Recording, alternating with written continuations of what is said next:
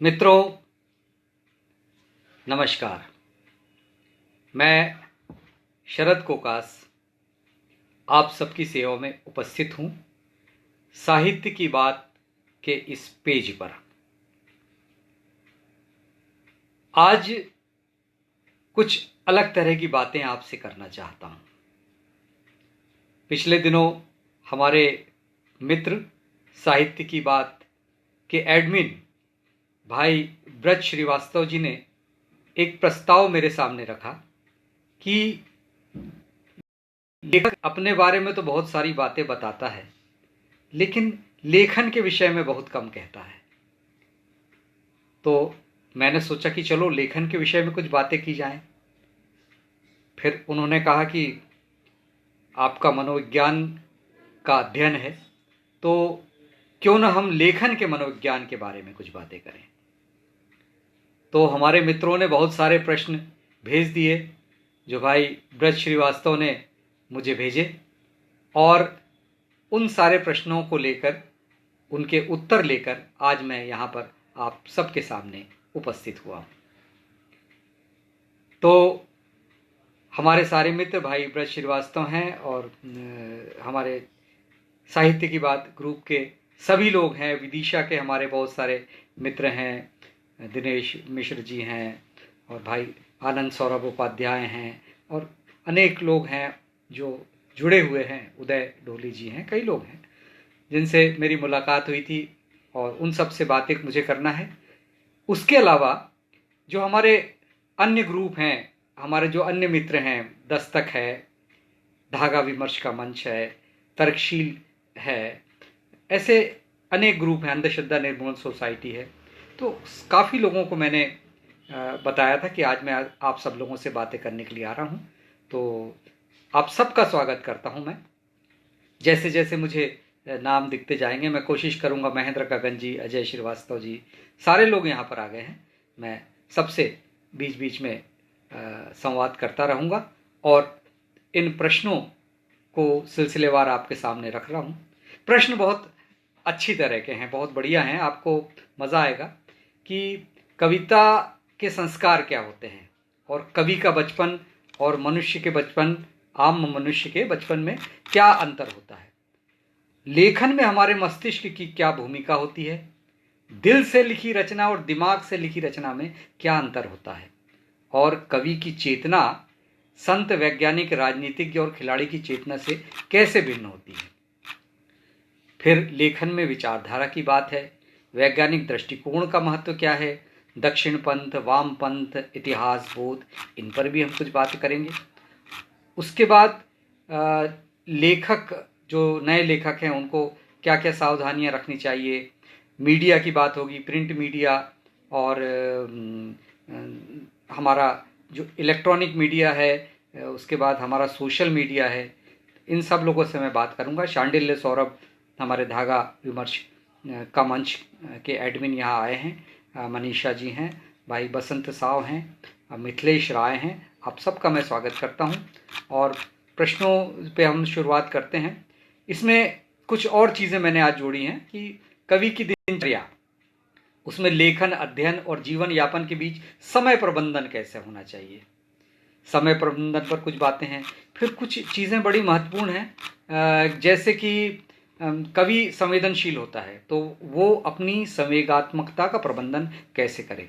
ब्रज श्रीवास्तव जी का ये सवाल है, तो वो कैसा करे कि उसके भीतर निराशा या हताशा ना आए, यानी कि वो स्ट्रेस मैनेजमेंट कैसे करे।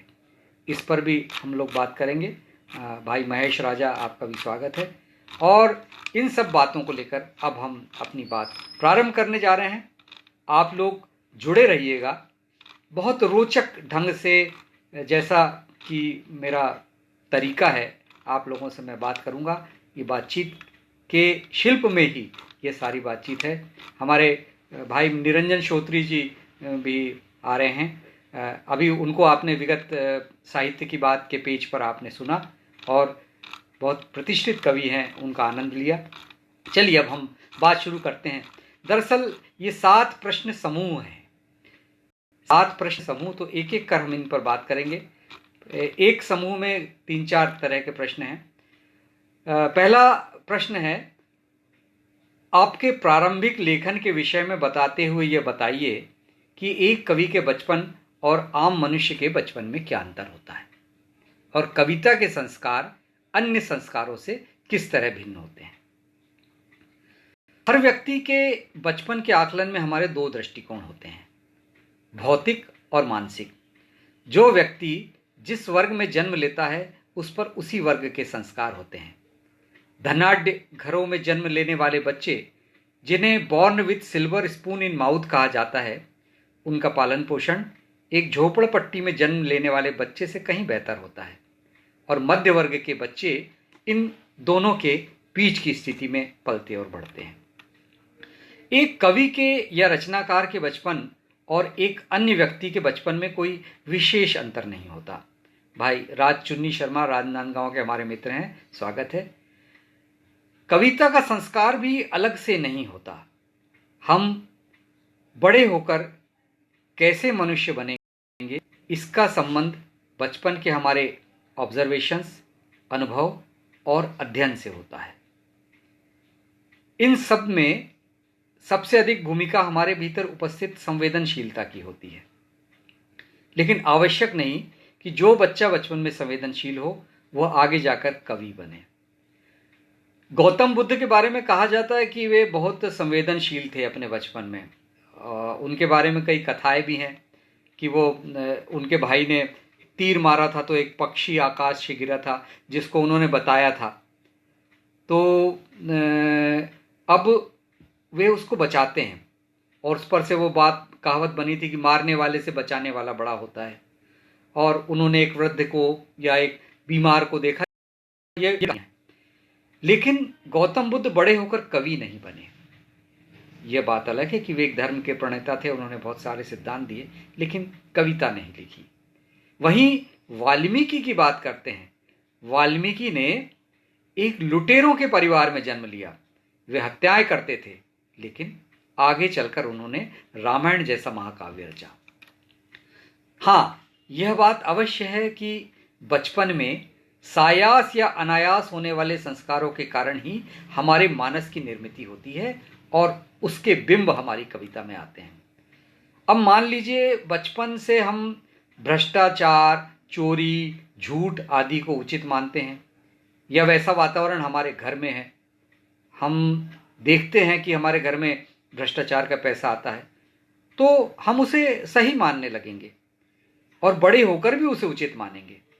यदि हम बचपन में स्त्रियों का असम्मान देखते हैं या देखते हैं कि माता पिता बेटियों की अपेक्षा बेटों को अधिक महत्व दे रहे हैं, तो हमारे भीतर पुरुषवाद जन्म लेता है, जिसकी प्रति छाया कहीं ना कहीं हमारे लेखन में भी आती है। और यही प्रक्रिया स्त्रियों के साथ भी घटित हो सकती है और पुरुषों के साथ भी, क्योंकि बड़े होने के बाद अनेक स्त्रियां भी पितृसत्ता का पक्ष लेने लगती है। एक सीधा सा उदाहरण है कि अगर कोई स्त्री दहेज का विरोध करती है अपने विवाह से पूर्व, लेकिन जब बेटा होता है तो कहती कि नहीं, वो मुझे मेरे बेटी के लिए कुछ तो चाहिए, तो बहू आए तो खाली हाथ ना आए। तो ये एक तरह का पुरुषवाद है और इसका भी सामना कवि को करना पड़ता है। बचपन से ही कवि को अपने नैतिक मूल्यों को अपनी कविता में स्थापित करने हेतु संघर्ष करना होता है। मित्रों ने सवाल पूछा है मेरे बचपन के बारे में। मित्रों, मैं वैसे अपने बारे में या अपने बचपन के बारे में बताना उचित नहीं समझता, क्योंकि मुझे लगता है कि मैं अपने बारे में क्या बताऊं। मेरा परिचय तो मेरी रचनाएं हैं। फिर भी आप लोगों ने पूछा है तो बहुत संक्षेप में कुछ मैं बिंदु दे रहा हूँ, कुछ बिंब दे रहा हूँ कि बचपन में जो बिंब आते हैं वो कैसे आगे चलकर आपकी कविता में आते हैं। तो मेरा बचपन जो है बहुत सामान्य ढंग से बीता। महाराष्ट्र का भंडारा नामक एक छोटा सा शहर है। पिता शिक्षक थे और मुझे कभी भी काजल का टीका न लगाने वाली या काला धागा न बांधने वाली, लेकिन गोबर से आंगन लीपना और खाना पकाना सिखाने वाली मेरी माँ वहाँ पर थी। सकरी गली, किराए का मकान, नगर पालिका का प्राइमरी स्कूल, पहनने के लिए मामूली से सूती कपड़े, कपड़े का बस्ता, बजरंग चौक और मस्जिद के सामने से होते हुए पैदल पैदल स्कूल तक जाना। स्कूल में छोटी छोटी प्रतियोगिताएं, हिंदी मराठी का मिला जुला वातावरण, नाटक, भाषण, कविता आदि में भाग लेना, विभिन्न भाषा भाषी और विभिन्न मित्रों का साथ, पड़ोस में दलितों की बस्ती, अंध विद्यालय के मेरे नेत्रहीन मित्र, घर के पास लाइब्रेरी, घर में आने वाली पत्रिकाएं धर्मयुग और साप्ताहिक हिंदुस्तान, फिर गर्मी की छुट्टियों में अपने जन्मस्थल मध्य प्रदेश के शहर बैतूल जाना, वहाँ घर के सामने लगने वाला साप्ताहिक बाजार, रामलीला, गणेश दुर्गा उत्सव, मुहर्रम की सवारी, ईद की सेवैयाँ, दिवाली के पटाखे, बच्चों के साथ बचपन के खेल, भौरा, गुल्ली डंडा, कंचे, पतंग, आँख मिचौली, बस यही सब मेरे बचपन के बिंब हैं जो मेरे मानस में रचना निर्मिति के आलंबन बने। मेरे पिता दिवंगत स्मृति शेष जगमोहन कोकास कवि भवानी प्रसाद मिश्र के शिष्य थे बैतूल में। वे हिंदी साहित्य में परास्नातक थे और हिंदी साहित्य रत्न थे, प्रयाग से साहित्यिक अभिरुचि वाले व्यक्ति थे, इसलिए घर में साहित्यिक वातावरण था। लेकिन यहाँ जो बात मैं कहना चाहता हूँ बहुत महत्वपूर्ण है कि साहित्यिक वातावरण होने के बावजूद अन्य भाई बहनों पर उसका कोई प्रभाव नहीं हुआ और वे कवि या लेखक नहीं बने। इसलिए मैं कहता हूं कि वातावरण सबके लिए एक जैसा होता है, हमें अपनी इंद्रियों के माध्यम से उसमें से वह ग्रहण करना होता है जो एक लेखक के तौर पर भविष्य में हमारे काम आए। हमें बड़े होने के पश्चात एक रचनाकार के बतौर स्वयं को तैयार करना होता है। स्पष्ट कहूं तो कवि या लेखक का पद हमें अर्जित करना होता है। इस बीच हमारी कवि मित्र अनीता मंडा, प्रदीप कांत, मधु सक्सेना जी, महेश राजा जी, सारे लोग आ चुके हैं। मैं आगे बढ़ता हूं आप सबका स्वागत करते हुए। मित्रों, एक दूसरा जो प्रश्न समूह है उसमें सवाल है कि लेखन में हमारे मस्तिष्क की क्या भूमिका होती है, दिल से लिखी रचना और दिमाग से लिखी रचना में क्या अंतर होता है, कवि की चेतना संत, वैज्ञानिक, राजनीतिक और खिलाड़ी की चेतना से कैसे भिन्न होती है, और एक सवाल और है कि प्रेम दिल से किया जाता है कि दिमाग से किया जाता है। चलिए इस पर बात करते हैं। वस्तुतः हमारे जीवन में समस्त भूमिका हमारे मस्तिष्क की है। खुदेजा खान जी आ गई हैं, अर्चना नायडू जी आई हैं, अशोक खरे, आप सबका स्वागत है। जब हम गर्भ में होते हैं हमारा मस्तिष्क बिल्कुल कोरा रहता है, लेकिन जैसे ही हम इस संसार में आते हैं मस्तिष्क का कार्य प्रारंभ हो जाता है। भय, निद्रा, मैथुन, आहार, इन जैविक इच्छाओं अथवा नेचुरल इंस्टिंक्ट्स के साथ हम जन्म लेते हैं और जन्म से ही हमारे मस्तिष्क का प्रशिक्षण प्रारंभ हो जाता है। भाई मुस्तफ़ा खान, जत कृष्ण, मेरे छोटे भाई डॉक्टर मानिक विश्वकर्मा, आप सबका स्वागत है। मैं यह बता रहा था कि हमारे मस्तिष्क का प्रशिक्षण जीवन भर चलता है। संक्षेप में कहूं तो हमारी देह रूपी इस इमारत की सबसे ऊपरी मंजिल पर रहने वाला यह ब्रेन, मस्तिष्क या दिमाग ही सब कुछ ग्रहण करता है। अपने मस्तिष्क की विचार परंपरा से आप भलीभांति अवगत होंगे और आप प्रबुद्ध लोग हैं, चेतना का अर्थ भी जानते ही होंगे। चेतना क्या होती है? हमें उद्वेलित करने वाली गर्व, लज्जा, क्रोध, हर्ष, प्रेम, घृणा आदि भावनाएं, हमारे नेत्र, नाक, कान, जिह्वा, स्पर्श आदि ज्ञानेंद्रियों द्वारा अर्जित अनुभूतियां और अंततः हमारे मस्तिष्क को सदा व्यस्त रखने वाले विचार, यह सब चेतना है। अनुभव की परिपक्व अवस्था अनुभूति है। चेतना से बाहर जो कुछ भी है वह सब पदार्थ है। पदार्थ मतलब हमारे चारों ओर उपस्थित वस्तुएं या पिंड, जिनमें भौतिकीय परिघटनाएं अथवा पदार्थ या भूत द्रव्य उन्हें कहा जाता है। ये सब घटनाएं जिनमें घटित होती हैं। इस तरह देखा जाए तो कवि हो, लेखक हो, संत हो, वैज्ञानिक हो या खिलाड़ी, चेतना के स्तर पर सब एक जैसे होते हैं, लेकिन इन सब के अलग अलग होने में मुख्य भूमिका हमारे अवचेतन की होती है। और लेखन में भी हमारे मस्तिष्क की भूमिका के अंतर्गत मुख्य भूमिका इस अवचेतन की होती है। अवचेतन क्या है, इस पर थोड़ी सी बात कर लेते हैं। देखिए, जो भी हम कुछ अपनी बाह्य इंद्रियों के माध्यम से ग्रहण करते हैं, उन अनुभवों को अनुभूतियों के रूप में यहां दर्ज करते हैं। अनुभव यानी एक्सपीरियंस और अनुभूतियां यानी परसेप्शन। तो ये सारा कुछ हमारे भेजे में या दिमाग में इकट्ठा होता है, और यह जो मस्तिष्क है या जो भेजा है, यही सब कुछ करता है। विद्रोह भी यही करता है, विचार भी यही करता है, क्रांति भी यही करता है। इसीलिए सत्ता इस भेजे से बहुत डरती है। और आपने वो गाना सुना होगा, गोली मार भेजे में भेजा शोर करता है। तो मित्रों, भेजा इतना महत्वपूर्ण होता है। समझने के लिए बड़ी सीधी सी बात आपको बताता हूं कि चेतन और अवचेतन में फर्क क्या है। ब्रेन या भेजा अगर हमारा हार्डवेयर है, तो अवचेतन या मन एक सॉफ्टवेयर है। बस इतना ध्यान रखें।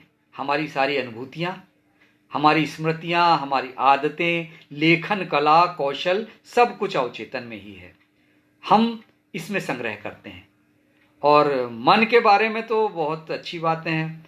मैंने एक बार अपनी कक्षा में बच्चों से पूछा कि मन कहाँ होता है, तो किसी ने कहा कि मन यहाँ होता है, किसी ने कहा ये मस्तिष्क में, यहाँ माथे में होता है, किसी ने कहा आँखों में होता है।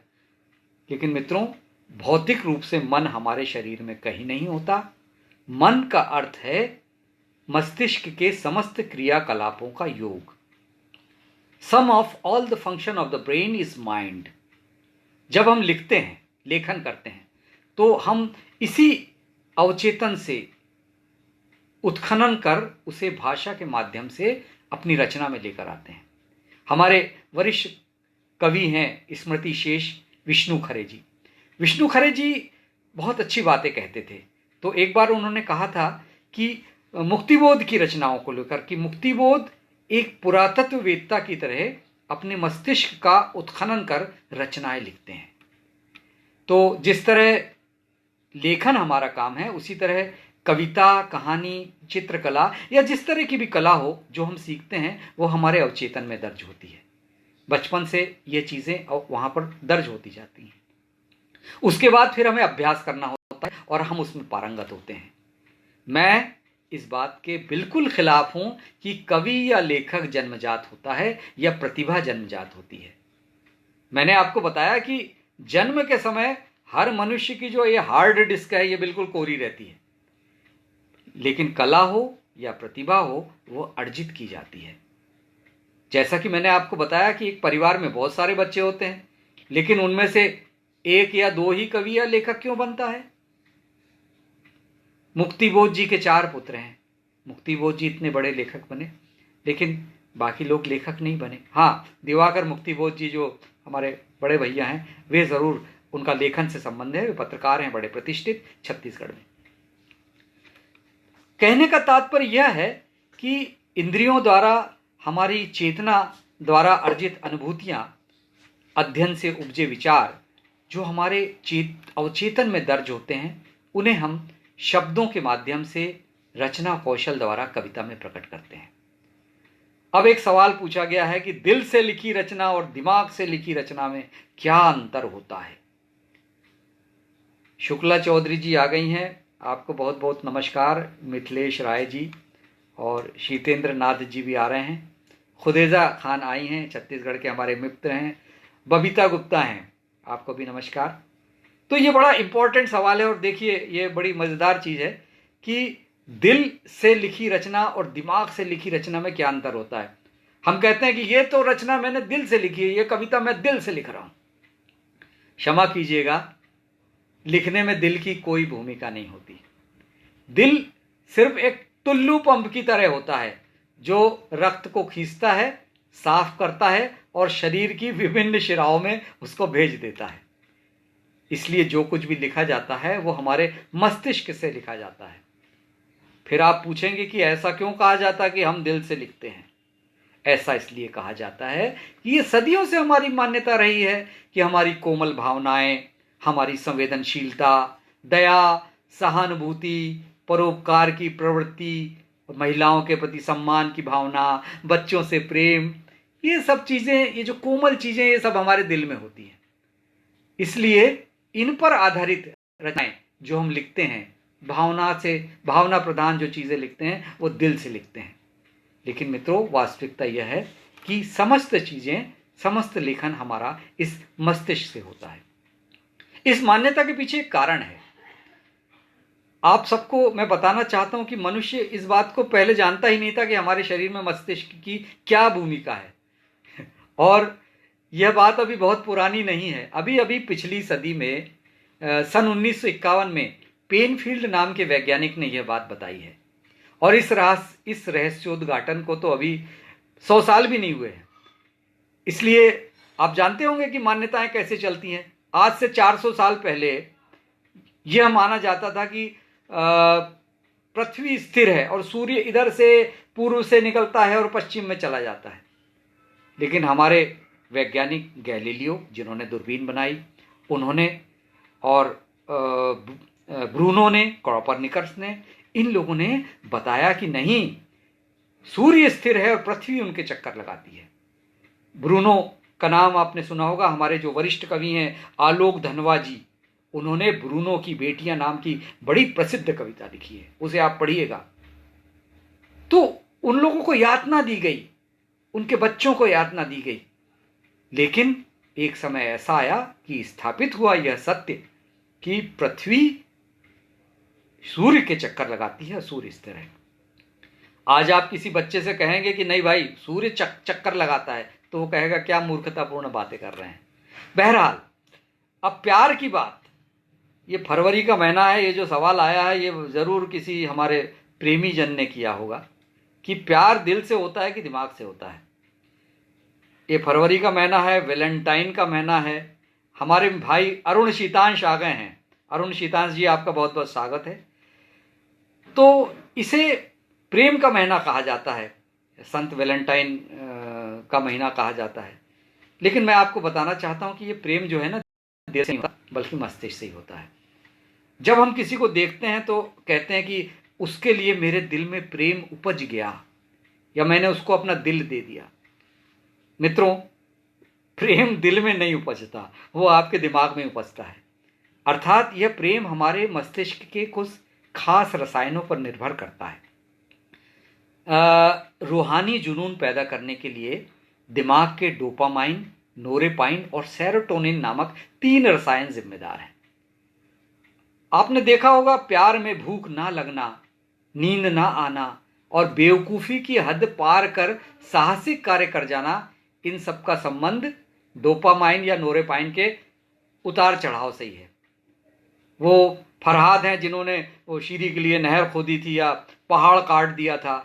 फिर वो सोहनी महिवाल की कहानी आपने सुनी होगी कि सोहनी महिवाल से मिलने के लिए कच्चा घड़ा लेकर चनाब में कूद गई। और लैला मजनू की कहानी है कि लैला के प्रेम में उन्होंने अपने ऊपर पत्थरों की बौछार भी सही। ये साहित्य में ऐसी चीज़ें आती हैं और हम सब देखते हैं। तो ये सब जो चीज़ें होती हैं, जो प्रेम है, ये हमारे मस्तिष्क में घटित होता है। अभी मैं कुछ इस पर नहीं कहूँगा, इस पर विस्तार से आगामी 8 फरवरी को धागा विमर्श का मंच, एक हमारा समूह है, उस पर मैं आगामी 8 फरवरी को विस्तार से प्रणय संबंधों में या प्रेम संबंधों में मस्तिष्क क्या है, इस पर बात करूँगा। तो अब बस यही मैं कहना चाहता था कि हमें जो प्रेम के संस्कार बचपन में मिले हैं, उसकी वजह से हम कविताएं लिखते हैं, प्रेम कविताएं लिखते हैं। मान लीजिए हमें घृणा के संस्कार मिले होते तो हम बड़े होकर किसी से प्रेम नहीं करते, हम सिर्फ नफरत करते।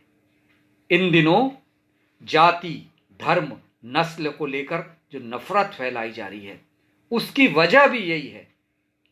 लेकिन हम कवि और लेखक अपनी रचनाओं के माध्यम से उस नफरत का विरोध कर सकते हैं और नफरत ही क्यों, मानव समाज में व्याप्त तमाम बुराइयों का विरोध कर सकते हैं, और वो हमें करना ही चाहिए।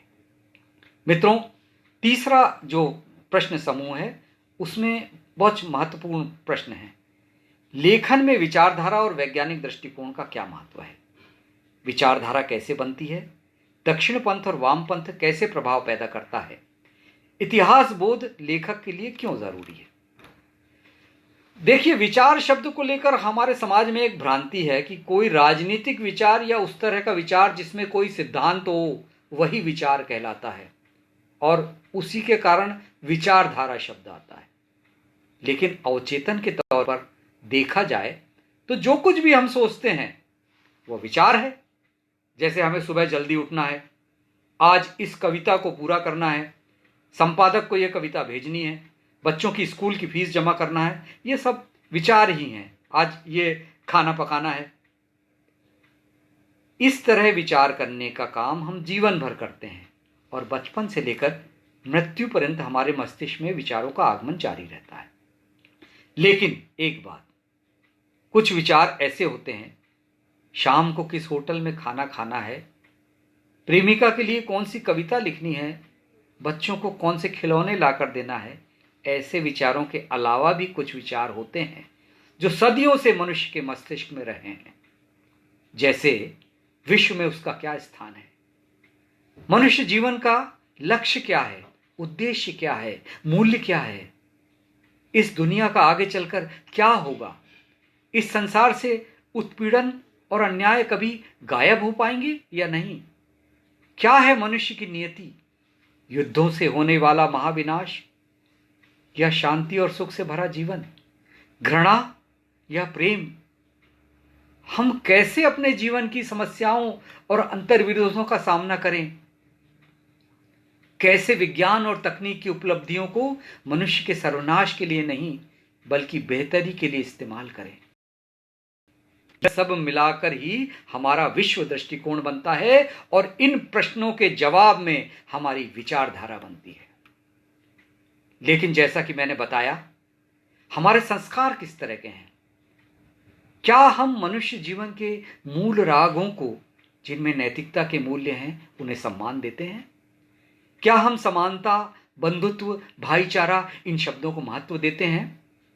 क्या हम वर्ग भेद को समझते हैं, या क्या हम वर्ग भेद को गलत समझते हैं? क्या हम स्त्री और पुरुष दोनों को बराबर समझते हैं? इन सब बातों पर भी हमारी विचारधारा निर्भर होती है, और इसी के अनुसार हमारा लेखन होता है। इसके विपरीत कुछ लोगों की विचारधारा अमीरों के पक्ष में होती है। गरीबों को वे कीड़े मकोड़े की तरह समझते हैं, उन्हें गंदा समझते हैं, कम बुद्धि का समझते हैं। जाति और धर्म के आधार पर, वर्ण व्यवस्था के आधार पर मनुष्य में भेद करते हैं। ऐसे लोगों की विचारधारा लेखक की विचारधारा नहीं होती। इसलिए यदि इस तरह के लोग लेखक बनते हैं तो उन्हें कवि या लेखक कहना उचित नहीं होगा। ऐसे लेखकों का हमें विरोध करना चाहिए। चलिए अब लेखन में वैज्ञानिक दृष्टिकोण की बात। मित्रों, विज्ञान अलग से कोई चीज नहीं है, ना ही विज्ञान भौतिकवाद या अध्यात्म, आस्था, ईश्वर में विश्वास, इन सब में विरोध है। इनमें कोई विरोध नहीं है। विज्ञान वस्तुतः प्रमाण और प्रयोग पर आधारित होता है। अब एक उदाहरण देता हूं, जैसे कि हमारे आदिम पुरखे थे। अब वो जंगलों में रहते थे। अब सामने से एक शेर आ रहा है। वो एक चुटकुला है ना कि शेर आपके सामने आया तो आप क्या करोगे, तो आप कहेंगे कि भाई हम क्या करेंगे, जो करना है वो शेर ही करेगा। तो देखिए, वो हमारे जो आदिम पुरखे थे उनके सामने शेर आया। अब जैसे ही शेर आया तो उन्होंने क्या किया, एक पत्थर उठाया। तब तक वो हाथों से पत्थर पकड़ना सीख चुके थे। तो पत्थर उन्होंने जैसे ही शेर की तरफ उछाला, वो शेर भाग गया। तो उनके मन में ये विचार उत्पन्न हुआ, उनके मस्तिष्क में, उनके मानस में, उनके अवचेतन में ये विचार दर्ज हुआ कि पत्थर उछालने से शेर भाग जाता है। ये देखिए, ये उस समय का विज्ञान था, ये वैज्ञानिक दृष्टिकोण था। पत्थर तेजी से उसकी ओर गया। बाद में इसी सिद्धांत के आधार पर बंदूक की गोली बनी, और विज्ञान के अंतर्गत न्यूटन ने गति के नियम के अंतर्गत इसे स्थापित किया। तो यह वैज्ञानिक दृष्टिकोण हुआ। अब अवैज्ञानिक दृष्टिकोण क्या होता है? अब मान लीजिए ये कहानी सुनने के बजाय हमें ये कहानी सुनाई जाती कि हमारे जो दादा परदादा लकड़दादा बगड़दादा थे, वो जब शेर को अपनी ओर आते देख रहे हैं तो वो ध्यान की मुद्रा में बैठ गए और कोई मंत्र पढ़ रहे हैं, और जैसे ही उन्होंने मंत्र पढ़ा तो शेर क्या, जितने भी जंगली जानवर थे उनके सामने सिर झुका के बैठ गए कि महाराज कहिए क्या आज्ञा है। मित्रों, आप बताइए, मंत्र पढ़ने से शेर भागेगा क्या? बिल्कुल नहीं। तो यह जो दृष्टिकोण है, ये जो रचनाओं में या कहानियों में आता है, यह अवैज्ञानिक दृष्टिकोण है। बस इतना सा फर्क है।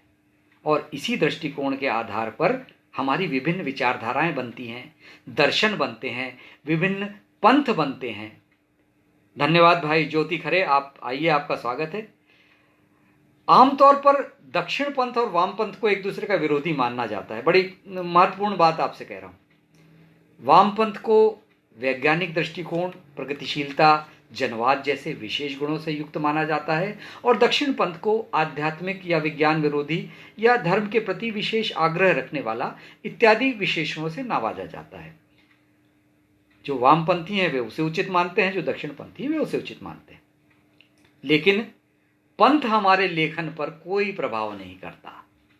हमारे विचार ही होते हैं जो हमारे लेखन को प्रभावित करते हैं। अगर हम घोषित रूप से किसी दक्षिणपंथी या वामपंथी विचारधारा के समर्थक ना भी हों, फिर भी हमारे लेखन में उसकी छाया दिखाई देती है। वह वास्तव में हमारे विचारों की छाया है, हमारे दृष्टिकोण की छाया है, हमारे नैतिक मूल्यों की छाया है। अब कुछ बातें इतिहास बोध को लेकर करना चाहता हूं। इतिहास बोध का क्या अर्थ होता है और हम इसे लेखन में कैसे शामिल करते हैं? हम मनुष्य के इतिहास को किस तरह से अपने लेखन में शामिल करते हैं? मित्रों, इतिहास की बिल्कुल सीधी, सरल और सबसे छोटी परिभाषा है, इतिहास वही है, इतिहास यही है। मैंने अपनी लंबी कविता पुरातत्ववेत्ता में भी इस पर लिखा है कि पुरातत्ववेत्ता जब उत्खनन करते हैं तो वे जमीन से निकली, भीतर से निकली वस्तुओं के आधार पर बताते हैं कि क्या क्या घटित हुआ था, और उस आधार पर हमारे इतिहासकार आख्यान रचते हैं। यह आर्कियोलॉजिस्ट या हिस्टोरियन प्रोफेशनल होते हैं। ध्यान से सुनिएगा कि हमारे जो आर्कियोलॉजिस्ट या हिस्टोरियन होते हैं वे प्रोफेशनल होते हैं, अर्थात उचित अध्ययन, उचित उपाधि, विशेषज्ञता, अनुभव और पात्रता रखने के बाद ही वे उत्खनन और इतिहास लेखन का कार्य कर सकते हैं। मान लीजिए हम में से कोई कवि या लेखक लिख दे कि ऐसा ऐसा हुआ था, तो वो इतिहास कतई नहीं माना जाएगा। इसीलिए इतिहास पर आधारित कविताएं, महाकाव्य हों, कहानियां हों, उपन्यास हों, सीरियल हों या फिल्में हों, वे इतिहास नहीं कहलाते। इस तरह हम जो भी ऐतिहासिक रचनाएं पढ़ते हैं, भाई अरुण शीतांश जी और बसंत साहु जी सुनिएगा कि जो भी रचनाएं पढ़ते हैं, महाकाव्य पढ़ते हैं, पुराण कथाएं पढ़ते हैं, मैं केवल भारतीय कथाओं की बात नहीं कर रहा हूँ, सभी धर्मों में और सभी सभ्यताओं में, चाहे रोम हो, इजिप्ट हो, यूनान हो, मिस्र हो, मेसोपोटामिया हो, सब जगह ऐसी पुराण कथाएं हैं। जैसे प्रलय की कथा जो है हमारे यहाँ है, वो मनु की नाव थी, वो नाव में रखकर सारी दुनिया में आए, वो मूल कथा जो है वो मेसोपोटामिया की है। तो ये सब इतिहास कथाएं हैं। जो भी कथाएं होती हैं वास्तव में बड़ी सुंदर कहानियां होती हैं। प्रवेश सोनी हमारी आ गई हैं। तो ये सब जो इतिहास कथाएं हैं, ये ऐसी ऐसी कहानियां हैं जो कि मनुष्य की कल्पनाशीलता का उत्कृष्ट उदाहरण है। आज अगर हम किसी कहानी को पढ़ते हैं तो हमें पता होता है कि ये कहानी काल्पनिक है। बहुत सारी कहानियां हैं जो इतिहास के जिसमें बिंब आते हैं। उदय प्रकाश जी की प्रसिद्ध कहानी वॉरेन हेस्टिंग्स का सांड, वृंदावन लाल वर्मा की मृगनयनी, और तो अभी बहुत सारी कहानियां हम लोग पढ़ रहे हैं, बहुत अच्छी अच्छी लिखी गई। तो ये जो कहानियां होती हैं उनमें इतिहास से इतर काल्पनिकता का पुट होता है। जब हम वास्तविकता को ठीक से समझते हैं, वैज्ञानिक आधार पर तर्कशीलता और विवेक के आधार पर उसका समर्थन करते हैं, वही हमारा इतिहास बोध होता है। एक लेखक के लिए इतिहास को उसके सही परिप्रेक्ष्य में जानना और इतिहास बोध इसलिए जरूरी है ताकि उसकी रचना में तथ्यात्मक गलतियां ना हों। इसी तरह कविता में हम बिंब, प्रतीक और मिथकों के माध्यम से सुंदर कल्पनाएं रचते हैं। यहां पर देखिए, हमें अंतर करना होगा, मिथक और यथार्थ, ये बहुत इनमें अंतर होता है। मैं इस पर कभी बाद में आपको विस्तार से कहूँगा। हमारे डी कौशाम्बी जी ने बहुत अच्छी किताब लिखी है, डॉक्टर भगवान दास ने मिथक और यथार्थ पर बहुत सारी चीज़ें लिखी हैं, वे आपको पढ़नी चाहिए। तो हम इन बिंब, प्रतीक और मिथकों के माध्यम से सुंदर कल्पनाएं रचते हैं। इसलिए कविता इतिहास नहीं है, महाकाव्य इतिहास नहीं है। हाँ, बहुत सारी बातें, बहुत सारी सच्चाई है जो कविता या कहानी में जुड़ी होती है। वे कहीं ना कहीं उस परिवेश को हमारे सामने रखती हैं, जिनका विश्लेषण हर पाठक अपने विवेकानुसार, अपने दृष्टिकोण के अनुसार और अपने इतिहास बोध के अनुसार करता है। इसलिए वैज्ञानिक दृष्टिकोण और इतिहास बोध दोनों मजबूत रखें। चलिए मित्रों, आगे बढ़ते हैं। जो चौथा प्रश्न समूह है, उसमें प्रश्न है कि नए लेखक को विधा चयन के समय क्या सावधानी रखनी चाहिए? क्या विधा का चयन सायास किया जाता है? मंच और प्रिंट मीडिया, कौन सा माध्यम आपको कविता के लिए उचित लगता है? और सबसे खतरनाक सवाल है कि यदि हमें कविता लिखना नहीं आता तो क्या हम कविता लिखना छोड़ दें? चलिए मित्रों, एक एक कर बात करते हैं। और नए कवियों की बात नहीं है, मतलब जो मेरे जैसे बूढ़े बुजुर्ग कवि हैं उनके लिए भी ये बात है कि एक नए लेखक के लिए विधा चयन सायास भी हो सकता है और अनायास भी। जब हम अपने अवचेतन में उपस्थित विचारों, कल्पनाओं, वास्तविकताओं को कागज पर उतारना प्रारंभ करते हैं, तब उनका एक शिल्प निर्धारित करते हैं। वह शिल्प गद्य भी हो सकता है और पद्य भी। प्राचीन समय में जो कुछ भी हमारे पूर्वजों ने लिखा, वह सब कुछ काव्य के अंतर्गत रखा गया। संस्कृत ग्रंथ तो काव्य हैं ही, आप जानते हैं, लेकिन वहीं पर पुराण कथाएं हैं, उपनिषद की कथाएं हैं, बोध कथाएं हैं, पंचतंत्र की कथाएं हैं, फिर परवर्ती काल में नाटक हैं, फिर बाद में व्यंग हैं, संस्मरण, डायरी, रिपोर्टाज, पत्र, ऐसी अनेक विधाएं हैं जो साहित्य में आती हैं। आप किसी भी विधा का चयन कर सकते हैं, लेकिन हमें किस विधा का चयन करना है, उसका निर्धारण हम इस आधार पर करते हैं, या हम अपनी बात किस शिल्प के अंतर्गत अभिव्यक्त कर सकते हैं, यह हमें चयन करना होता है। यदि हम एक पंक्ति में अपनी बात कहने में समर्थ हैं और इस तरह की अनेक पंक्तियां एक निश्चित क्रम में आपस में जोड़ सकते हैं, पैराडाइम बनता है, तो कब वो कविता हो जाती है। उर्दू का शेर 2 पंक्तियों में अपनी बात कहता है। फिर हमारे यहाँ दोहा, चौपाई इत्यादि छंद हैं, क्षणिकाएं हैं, लघु कविताएं हैं। मुक्त छंद हो, छंदबद्ध कविता हो या समकालीन कविता हो, इसी शिल्प में कविता कही जाती है। जब ऐसी अनेक पंक्तियों का समुच्चय हो जाता है तो वो लंबी कविता हो जाती है। इधर कहानी की बात करते हैं। कहानी में कथानक होता है जिसका आदि, मध्य और अंत होता है। वह रोचकता, विस्तारता, तारतम्यता इत्यादि तत्वों के साथ सबसे पहले हमारे मानस में उपस्थित होती है और फिर कागज पर उतरती है। एक लेखक को अपने लेखकीय जीवन के आरंभ में ही इस बात का आभास हो जाता है कि वह किस ढंग से किस शिल्प में अपनी बात को बेहतर तरीके से रख सकता है। अगर उसके भीतर कुछ विद्रोही बातें जन्म लेती हैं, सामाजिक विद्रूपताओं के विरुद्ध तीखे और प्रहारक विचार जन्म लेते हैं, तो वो व्यंग्यकार बनता है। आप परसाई जी के लेख पढ़िए, उनकी व्यंग्य कथाओं को पढ़िए, वे इस तरह की तीखी बातें करते हैं जिनसे व्यवस्था के लोग तिलमिला जाते हैं। अब फिर बचपन की बात पर आ रहा हूं। जिनके भीतर बड़े कोमल कोमल से संस्कार होते हैं, उनका लेखन बड़ा नाजुक होता है। वो बड़ी प्यारी प्यारी प्रेम कविताएं लिखते हैं। और वैसे भी मित्रों, जो नए कवि हैं, जो युवा कवि हैं, उनसे मैं एक बात कहना चाहता हूं कि प्रेम कविताएं जरूर लिखिए। हमारे वरिष्ठ कवि राजेश जोशी हैं, उन्होंने एक बार बहुत अच्छी बात कही थी कि अच्छी प्रेम कविता किसी विद्रोह की कविता से कम नहीं होती, इसलिए कि प्रेम अपने आप में दूषित परंपराओं के प्रति एक विद्रोह है। यह सब लिखने के बाद अब मैं आता हूं अभिव्यक्ति की बात पर। अनीता दुबे, मीना शर्मा जी, आप आ गई हैं, आपका स्वागत है। यहां मैं मंच, प्रिंट मीडिया, सोशल मीडिया की बात करना चाहूंगा।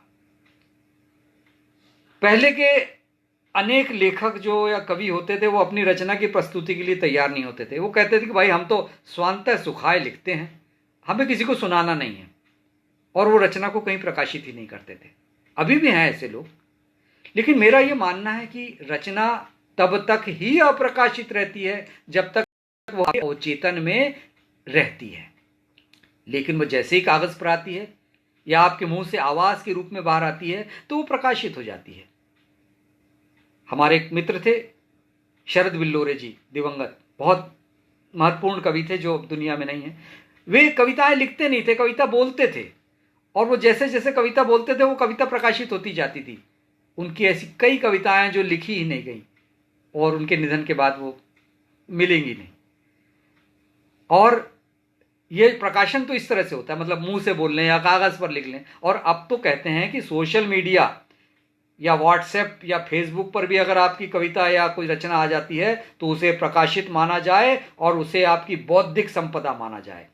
ये बात बिल्कुल सही है, और यह चेतावनी है उन लोगों के लिए जो फेसबुक या व्हाट्सएप से आपकी रचनाएं चुरा चुरा कर अपने नाम से ले लेते हैं।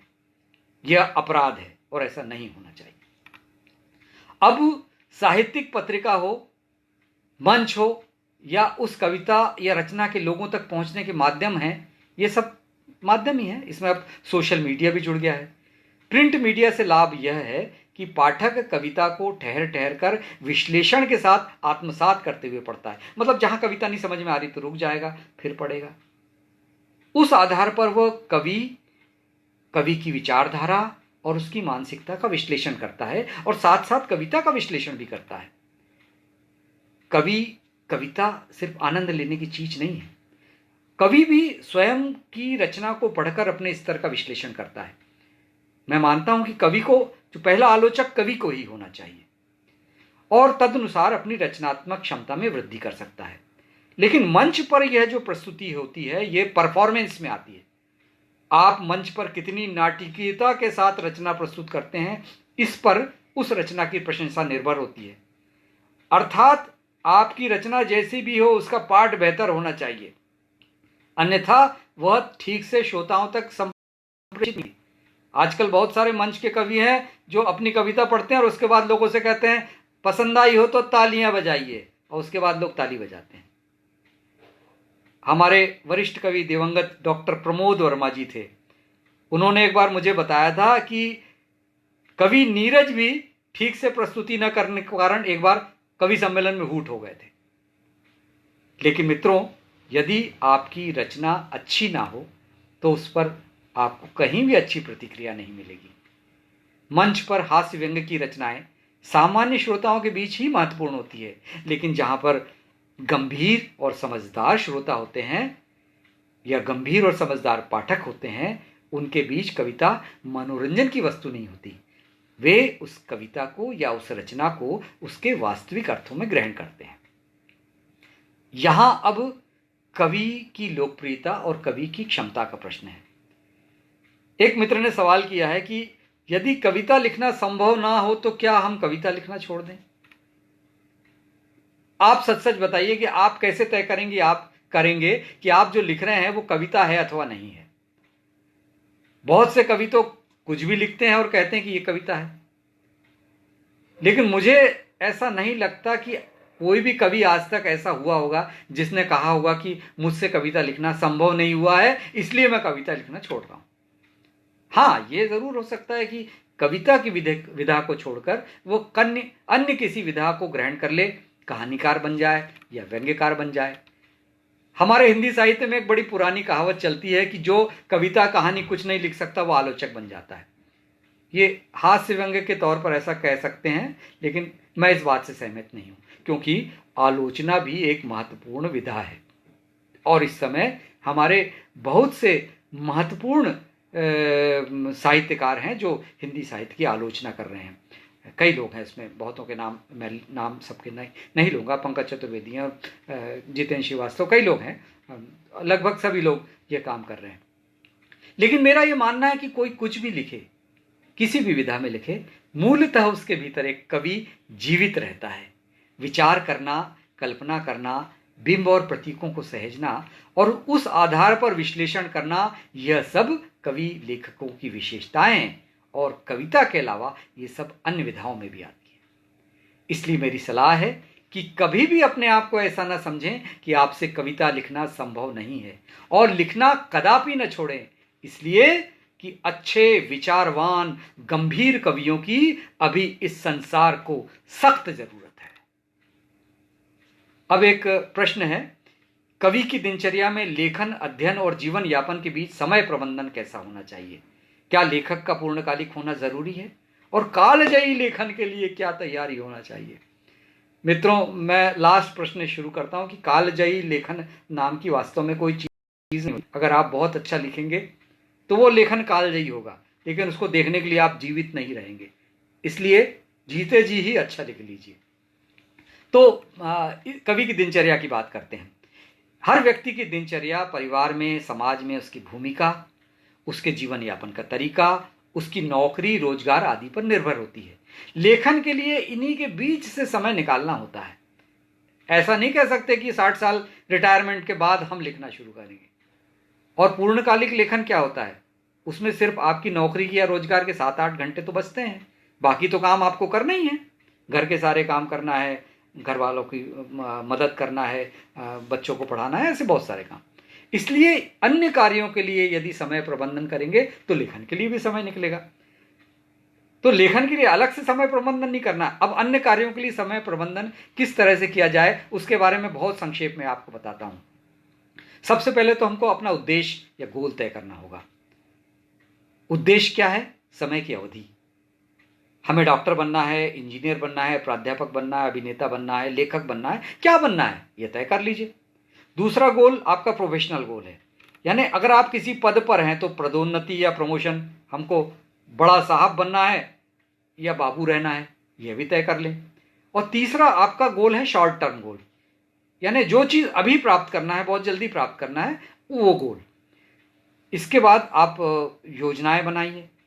योजना कैसे बनाते हैं वो हमारे मस्तिष्क का काम है, उस पर मैं फिलहाल नहीं बताऊंगा, बाद में बताऊंगा। इसके बाद इस काम का चयन करें। किस काम का चयन करें, हाँ ये भी आपको बता रहा हूं। अब देखिए, काम के जो प्रकार होते हैं वो 5 तरह के होते हैं। पहला प्रकार है आवश्यक और तत्काल, इंपॉर्टेंट एंड अर्जेंट। मोबाइल में रिचार्ज कराना है, नहीं तो बंद हो जाएगा। बिजली बिल नहीं भरेंगे तो बिजली कट जाएगी। दांत में दर्द हुआ तो डॉक्टर के पास जाना ही पड़ेगा। और कहीं पर कविता पाठ करनी है तो तैयारी करनी होगी। अभी ब्रज श्रीवास्तव जी ने मुझे परसों बताया कि भाई आपका तत्काल इसी गुरुवार को ऑनलाइन साक्षात्कार होना है। तो यह आवश्यक कार्य भी है और तत्काल वाला कार्य भी है। तो पहली श्रेणी है आवश्यक और तत्काल। दूसरी श्रेणी है आवश्यक कार्य है लेकिन तत्काल नहीं है, इंपॉर्टेंट बट नॉट अर्जेंट। अब इसमें आ गया कि हमको कोई किताब पढ़नी है। अभी पुस्तक मेले से हम लोग बहुत सारी किताबें खरीदते हैं, किताबें मंगाते हैं, लेकिन यह आवश्यक है लेकिन तत्काल नहीं, क्योंकि किताब हम बाद में भी पढ़ सकते हैं। अब शरद कोकास की लंबी कविता देह उन्होंने आपको भेज दी, हमने तो नहीं पढ़ी अभी तक, कोई बात नहीं, यह काम इंपॉर्टेंट है लेकिन अर्जेंट नहीं, सो बाद में पढ़ लेंगे। अब हमको अपने शरीर की जांच करवानी है, बच्चों से उनके कैरियर के बारे में बात करनी है, और लेखक के लिए कहा जाए तो एक कविता संकलन तैयार करना है या कहानी संकलन तैयार करना है, तो ये दूसरे प्रकार का काम हो गया कि इंपॉर्टेंट बट नॉट अर्जेंट। अब तीसरे प्रकार का काम है तत्काल लेकिन आवश्यक नहीं, अर्जेंट बट नॉट इंपॉर्टेंट। सुबह सुबह पता चलता है कि शाम को पड़ोस में बच्चे का जन्मदिन है, उसके यहाँ जाना ही होगा, या पड़ोस में गमी हो गई है वहाँ जाना होगा, शादी अटेंड करनी है, सत्यनारायण की कथा में जाना है, नई फिल्म लगी है उसे देखने जाना है, या अचानक भैया कल कवि गोष्ठी है आपको शामिल होना है। फिर हमारे साकीबा के भाई ब्रज श्रीवास्तव जी हैं, दस्तक के हमारे मित्र हैं अनिल करमेले जी हैं, और धागा विमर्श मंच के साथी हैं सौरभ शांडिल्य, और ऐसे ही बहुत सारे ग्रुप के मित्र हैं जो कहते हैं कि भैया हमारे ग्रुप में ये प्रकाशित हुआ है, आपको तत्काल टिप्पणी करनी है। तो ये सब चीज़ें तत्काल हैं लेकिन आवश्यक नहीं। हालांकि मित्रों का आग्रह है तो हम उसको आवश्यक की श्रेणी में भी रख सकते हैं कि भाई टिप्पणी करना तत्काल भी करना है और आवश्यक भी करना है।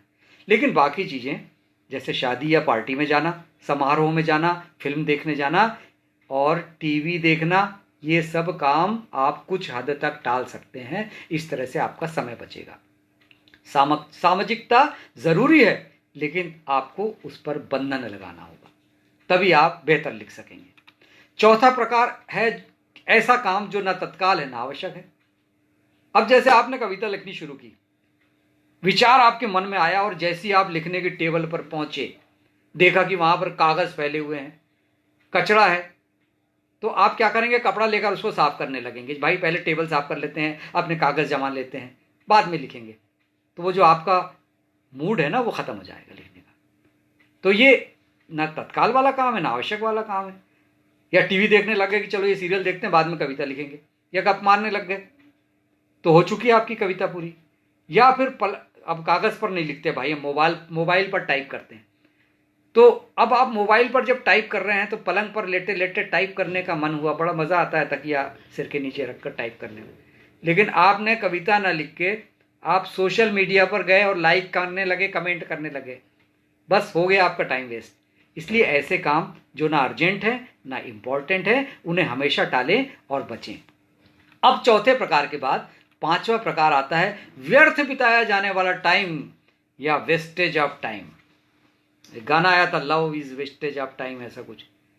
लेकिन सबसे ज़्यादा जो वेस्टेज, टाइम वेस्ट करने वाली चीज़ें हैं वो है गप्पे हाँकना, दूसरे की बुराई करना, उनका चरित्र हरण करना, चरित्र चित्रण करना। अभी भाई अरुण शीतांश ने बड़ा अच्छा सवाल किया था कि आजकल दो साहित्यकार, दो कवि सिर्फ एक दूसरे की बुराई किया करते हैं, या दो मिलते हैं तो तीसरे की बुराई करते हैं।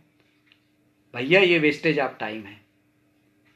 अब ये क्या जरूरी कि उसने ऐसा किया, उसने वैसा किया, वो ऐसा करता है, वो ऐसा करता है। ये देखिए, बातें वही करिए जिससे आपके लेखन में लाभ हो, जिससे आपको दो मित्रों की चर्चा में कुछ स्रोत सामग्री मिले, कुछ सूचनाएं मिले हैं, कुछ ज्ञानवर्धक चीज़ें मिले, आप कविता के बारे में उस पर चर्चा करें। हमारे जो पूर्वज लेखक थे ना, वो बहुत महत्वपूर्ण बातें किया करते थे। आप देख सकते हैं केदारनाथ अग्रवाल जी और त्रिलोचन जी, वो सब उनकी मित्र संवाद वाली जो चीज़ें, वो चिट्ठियों में भी यही सब अच्छी चीज़ें लिखा करते थे। तो ये सब अभी जो हम करते हैं वो वेस्टेज ऑफ टाइम है। इसके अलावा टीवी सीरियल देखना, शुरू से आखिर तक समाचार पत्र को चाटना, ये सब काम भी टाइम वेस्ट करने वाले हैं। ऐसे कामों से खुद को बचाए रखें। तो इन 5 प्रकार के काम आप समझ गए होंगे। इसमें सबसे महत्वपूर्ण जो काम है, जिसको हम टाइम मैनेजमेंट के लिए बड़ा महत्वपूर्ण समझते हैं, कि जो काम आवश्यक है लेकिन तत्काल नहीं। कविता लिखना आवश्यक है, कहानी लिखना आवश्यक है, लेख लिखना आवश्यक है, उसे भेजना और प्रकाशित करना आवश्यक है, लेकिन यह अर्जेंट नहीं है। विचार करते हुए, मंथन करते हुए, नियम बनाकर यह सब कार्य करें। हर चीज़ के लिए थोड़ा थोड़ा टाइम दें, गप्पों के लिए भी टाइम दें, लेकिन गप्पों का विषय तय करें। सामाजिक दायरे भी आपको निभाने हैं, सोशल शादी में जाना, ये सब करना, ये भी ध्यान रखें। अब बहुत छोटी मोटी टिप्स देना चाहता हूँ इस लेखक के लिए टाइम मैनेजमेंट पर। हर काम के लिए समय निर्धारित करें, क्योंकि किसी काम के लिए अगर हम अधिक समय निर्धारित करते हैं कि हाँ भैया 1 हफ्ते में लिख लूँगा, तो वो काम फैलता ही जाता है। हम गृहिणियों से उदाहरण ले सकते हैं कि उन्हें रोज़ 2 वक्त खाना बनाना होता है, उसके लिए उनका समय निर्धारित होता है। शाम को खाना बनाना है तो वो 8 बजे शुरू करेंगे और 9 बजे खाना बनाना ख़त्म हो जाएगा। अगर मान लीजिए कि उन्होंने समय निर्धारित नहीं किया होता तो दिन भर वो खाना पकाती रहती, दिन भर काम फैलता जाता, फिर सोचिए क्या होता। तो कविता कहानी लिखने के लिए भी तय कर लीजिए कि इसे इस तारीख तक पूरा करना है। मान लीजिए उस तारीख तक नहीं पूरी हुई तो कोई बात नहीं, उसे उस दिन छोड़ दीजिए, पकने के लिए छोड़ दीजिए, और फिर कोई टाइम स्लॉट देकर उसे आगे बढ़ाएं। कोई विचार हो या प्लॉट हो कहानी का दिमाग में आए तो तुरंत उसे लिख लें और आगे चलकर उस पर काम करें। कल क्या करना है उसके बारे में आज रात को ही सोच लें, एक टू डू लिस्ट बनाएं। बस यही समय प्रबंधन है। एक विशेष बात और करना चाहता हूं कि परफेक्शन का मोह छोड़ दें। दुनिया में कोई भी परफेक्ट नहीं होता, नोबडी इज परफेक्ट। इसलिए परफेक्शन का ना सोचें, बल्कि सोचें कि यह जो काम है मैं बेहतर ढंग से करूँगा, मैं अपना लेखन बेहतर करूँगा या लेखन अपना बेहतर ढंग से करूँगी, बस यही बात। और एक बात और कि नंबर 1 के बारे में बिल्कुल नहीं सोचें, चाहे वो व्यक्तिगत बात हो कि मैं नंबर 1 आऊँगा, या समूह के बात हो कि मेरा समूह नंबर 1 आना चाहिए। आपने ध्यान दिया होगा कि आजकल जितने भी बड़े बड़े प्रोफेशनल वक्ता हैं, टाइम मैनेजमेंट सिखाने वाले, पर्सनालिटी डेवलपमेंट सिखाने वाले, दुनिया में नंबर 1 अमीर कैसे बने ये सिखाने वाले, ये सब आपको नंबर 1 बनने की होड़ में शामिल करना चाहते हैं। ये बाजारवाद है, इससे बचकर रहिए।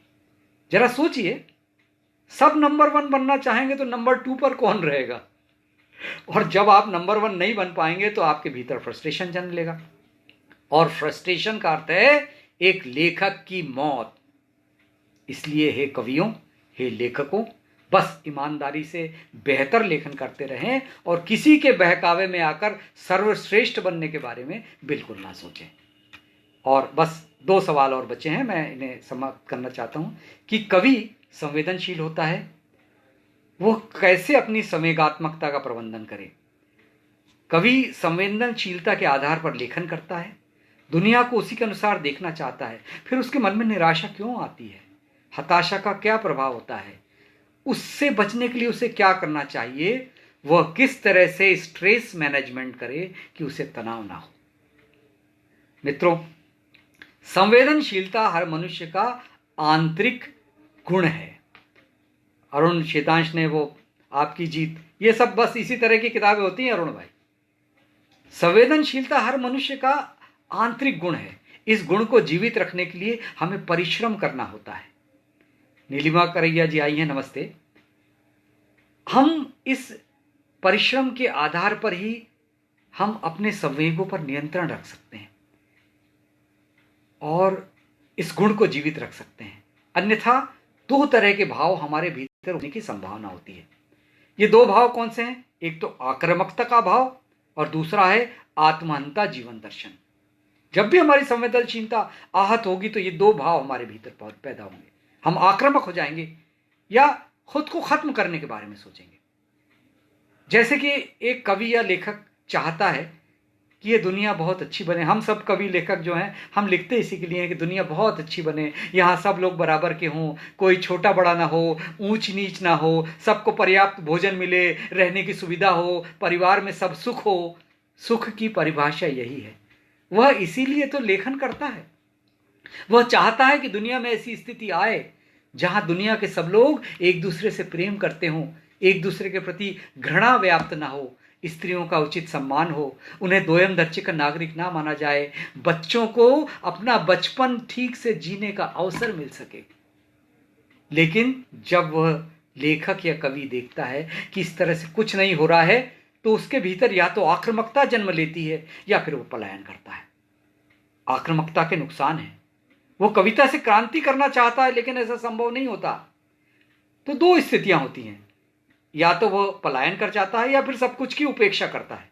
यानी एक बाहरी व्यक्ति की तरह, एक आउटसाइडर की तरह इन सब चीजों को, पूरी दुनिया को देखता है। लेकिन कुछ कवि, शायर, लेखक, कलाकार ऐसे होते हैं जो इस बात को सहन नहीं कर पाते। आपने सुना होगा कि कई कवियों ने या कलाकारों ने आत्महत्या कर ली।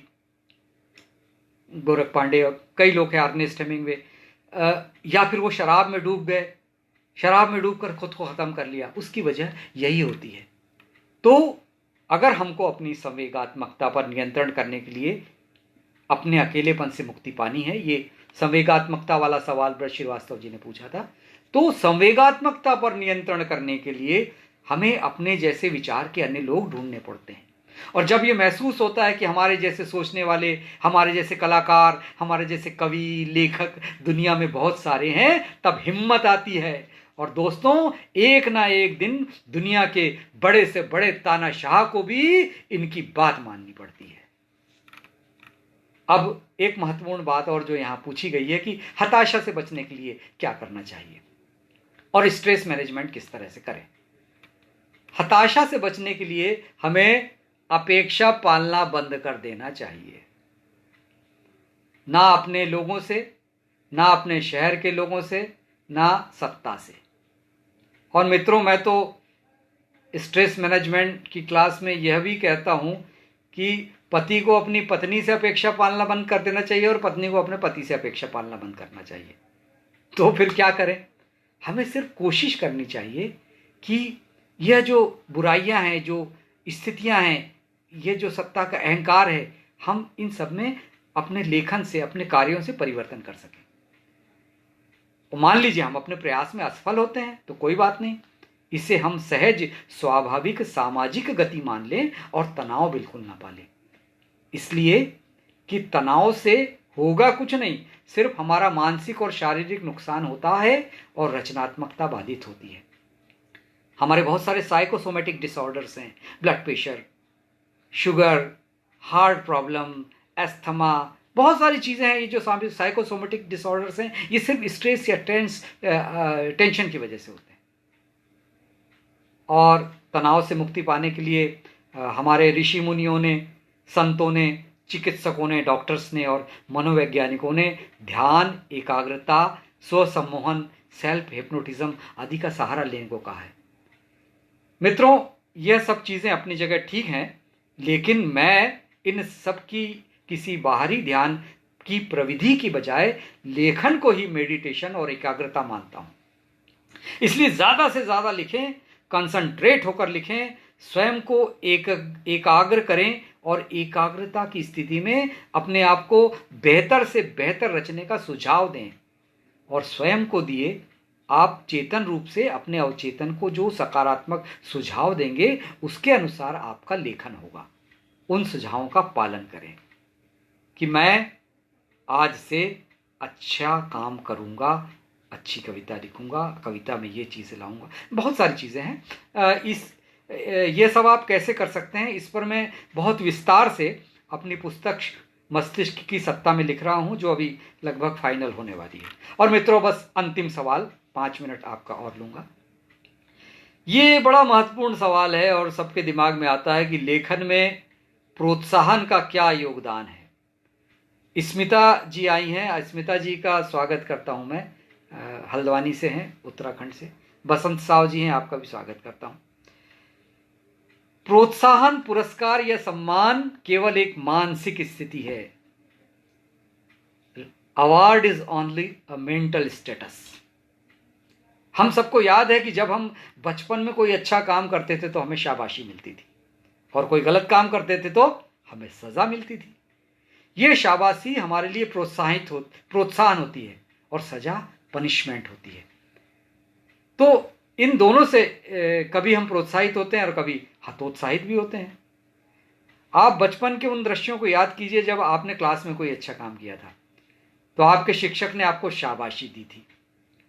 हमारे जो शिक्षक थे ना, वो हमको खुश होकर एक चॉक का टुकड़ा दे देते थे, या जो मैडम थी वो कोई फूल दे देती थी।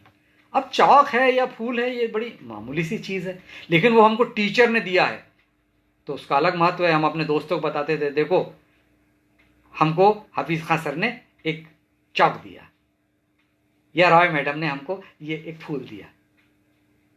लेकिन हम उससे प्रोत्साहित होते हैं, अच्छी पढ़ाई करते हैं। जब मैं स्कूल में था तो छोटी मोटी प्रतियोगिताओं में भाग लिया करता था। मेरे साथ बहुत सारे मित्र हुआ करते थे और आज भी मेरे कई मित्र हैं। हम लोग मिलते हैं तो उन दिनों को याद करते हैं, स्कूल के दिनों को। लेकिन उन सब में हम 2 लोग थे जिनका फर्स्ट और सेकंड नंबर आता था। अभी भी वो हमारे मित्र हो सकता है इस कार्यक्रम को सुन रहे हो, उनका मैं स्वागत करता हूं। अब हमें पुरस्कार में कभी कभी कोई कंपास बॉक्स मिल जाता था, कोई प्लास्टिक का डिब्बा या छोटा मोटा वो कप यादगार स्वरूप मिलता था। बचपन की एक बात बताना चाहता हूं कि जब मैं 8वीं कक्षा में था तो भंडारा में हमारे एक शिक्षक थे, प्यारेलाल बुलसुंगे। उन्होंने चांदनी रात में नौका विहार निबंध लिखने के लिए दिया। अब मैंने जबलपुर के भेड़ा घाट में जहां संगमरमर की चट्टानें हैं, वहां चांदनी रात में नौका विहार का वर्णन किया। उन्होंने मुझसे पूछा कि तुम कब गए थे भेड़ा घाट और कब नौका विहार किया। मैंने कहा, सर मैं भेड़ा घाट तो गया था बचपन में जब मैं 5वीं क्लास में था, लेकिन मैंने नौका विहार नहीं किया। तो उन्होंने कहा कि फिर ये तुमने निबंध कैसे लिखा। मैंने कहा, सर ये सब मैंने कल्पना से लिखा है। उन्होंने मेरी पीठ थपथपाई और कहा तुम बड़े होकर लेखक बनोगे। मित्रों, वह मेरे जीवन का पहला पुरस्कार था और उस पुरस्कार से बड़ा कोई पुरस्कार मुझे आज तक नहीं मिला। चलिए अब इस पुरस्कार या सम्मान का एक टेक्निकल पक्ष आपके सामने रखना चाहता हूं। पुरस्कार या सम्मान क्या होता है? जब हम कोई अच्छा काम करते हैं तो हमें शाबाशी मिलती है, गलत काम करते हैं तो डांट पड़ती है या निंदा होती है, यह हमें मालूम है। अब देखिए, अगर हमारे शिक्षक या माता पिता हमें शाबाशी दे रहे हैं तो वो हमें कान से हम सुनते हैं और वो आवाज़ जो है हमारे मस्तिष्क में इस तरह से प्रवेश करती है कि वो सबसे पहले यहाँ पर नीचे होता है कोर ब्रेन, पहली मंजिल पे, उसके ऊपर होता है लिम्बिक सिस्टम सेकंड फ्लोर पे, और थर्ड फ्लोर पे होता है हमारा सेरेब्रम। तो वो बात सबसे पहले आती है कानों के माध्यम से, ये आपके नीचे कोर ब्रेन में, कोर ब्रेन से लिम्बिक सिस्टम में जाती है। लिम्बिक सिस्टम ये विभाजन करता है कि ये रिवार्ड है या पनिशमेंट है, मतलब पुरस्कार है या सजा है, और फिर वो उसको आपको ब्रेन में भेज देता है कि या तो रिवार्ड फंक्शन में भेजेगा या आपको पनिशमेंट फंक्शन में भेजेगा। तो ये जो दो फंक्शन हैं ये मस्तिष्क के उस हिस्से को प्रेरित करते हैं, दोनों मिलकर, पनिशमेंट और रिवार्ड, जो प्रेरणा वाला हिस्सा होता है, जहां पर प्रेरणा होती है। ये देखिए, ये साइंटिफिक बात आपको बता रहा हूं कि जब वो चाहे सजा हो या पुरस्कार हो, दोनों आपको प्रेरित करते हैं, और जब आप प्रेरित होकर अच्छा काम करते हैं या अच्छा लिखते हैं तब वो आपकी सजा भी पुरस्कार बन जाती है। लेकिन यहीं पर एक हतोत्साहित करने वाला दैत्य भी होता है और एक दैत्य अहंकार का भी होता है। प्रोत्साहन एक देवता है, पुरस्कार एक देवता है, उसको आगे बढ़कर उससे लड़ना ही होता है। नहीं तो हम देखते हैं कि पुरस्कार या सम्मान पाकर बहुत सारे लोग फूलकर कुप्पा हो जाते हैं, कॉलर टाइट कर लेते हैं, और फिर उसके बाद वो उससे बेहतर लेखन नहीं कर पाते। वहीं पर कुछ लोग पुरस्कार न मिल पाने के कारण इतने निराश हो जाते हैं कि वो लिखना ही बंद कर देते हैं या उनकी लेखन की गुणवत्ता समाप्त हो जाती है। इसलिए पुरस्कार पाने वालों से और न पाने वाले अपने सभी मित्रों से यह कहना चाहता हूं कि इन दोनों अतियों से बचें। प्रशंसा और पुरस्कार हत्यारे भी साबित हो सकते हैं। और अंत में बस एक अपनी बात बताना चाहता हूं कि मेरे साथ क्या हुआ कि लंबी कविता पुरातत्वविद्ता आप लोगों तक पहुंची होगी, आपने पढ़ी होगी। ज्ञानरंजन जी ने पहल पुस्तिका के रूप में 2005 में से प्रकाशित किया था। ज्ञानरंजन जी जबलपुर के हैं, पहल पत्रिका जबलपुर से निकलती है, जबलपुर मेरी ससुराल है। मैं जब भी जाता जबलपुर तो ज्ञानरंजन जी से मिलने ज़रूर जाता था, उनको प्रणाम करता था, मेरे पिता की उम्र के हैं, और मैं उनको अपनी कविताएं भेजता था। लेकिन इन सारे संबंधों के बावजूद सन 85 से लेकर 2000 तक 15-16 साल तक उन्होंने मेरी कविताएं वापस की। उन्होंने कहा कि अभी तुम्हारी रचना पहल के लायक नहीं हुई।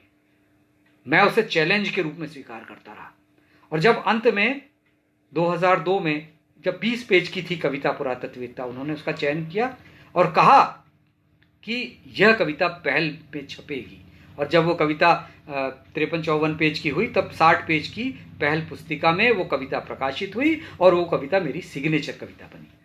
तो यह भी मेरे लिए बहुत बड़ा पुरस्कार है, और ऐसा ही पुरस्कार आपके लिए भी हो सकता है। इसलिए किसी साहित्यिक पुरस्कार की आशा ना करें, अपने पुरस्कार खुद तैयार करें। ऐसे ही हमारे मित्र हैं प्रवीण शिखर, जो बैक स्टेज नाट्य संस्था के निर्देशक हैं प्रयागराज इलाहाबाद में। उन्होंने पहल में ही प्रकाशित मेरी जो कविता है 25 पेज की देह कविता, देह, आप लोगों ने, बहुत सारे लोगों ने पढ़ी है, उस कविता का 70 मिनट का इलाहाबाद में मंचन किया। वह भी मेरे लिए एक पुरस्कार है। फिर उस कविता के अनुवाद हुए। डॉक्टर हेमंत गहलोत हैं उज्जैन में अंग्रेजी विभाग विश्वविद्यालय, विक्रम विश्वविद्यालय के विभाग अध्यक्ष, उन्होंने देह कविता का अंग्रेजी में अनुवाद किया। ये भी सब पुरस्कार हैं, और ये सब यात्रा अनवरत जारी रहती है। इसलिए आप सब भी अपनी रचना यात्रा जारी रखें। किसी से कोई पुरस्कार, सम्मान आदि की अपेक्षा न रखें। आपके लिखे हुए की एक पंक्ति भी कोई अगर याद रखे, आपके लिखे हुई रचना की या आपकी कविता की, वह किसी के जीवन में यदि वह काम आए और आपके लिखे से यदि किसी को प्यार हो जाए, तो वही आपका सबसे बड़ा पुरस्कार है, वही आपका सबसे बड़ा पुरस्कार है। बहुत बहुत धन्यवाद मित्रों। मैं अब आप सबसे विदा चाहता हूँ, और हमारे सारे मित्र भाई ब्रज श्रीवास्तव जी और जो अन्य लोग, कमलेश सक्सेना जी, शिवानी, नीलिमा जी, भाई रजत कृष्ण और तमाम लोग, मैं सबके नाम नहीं पढ़ पा रहा हूँ। सारे लोगों को मैं बाद में अपनी टिप्पणियों में, जब फेसबुक पर यह निरंतर प्रकाशित होगी, सबको मैं धन्यवाद प्रेषित करूँगा। पुनः आप सबका बहुत बहुत धन्यवाद, और इतनी देर तक मुझे सुनने के लिए आपका आभार। नमस्कार।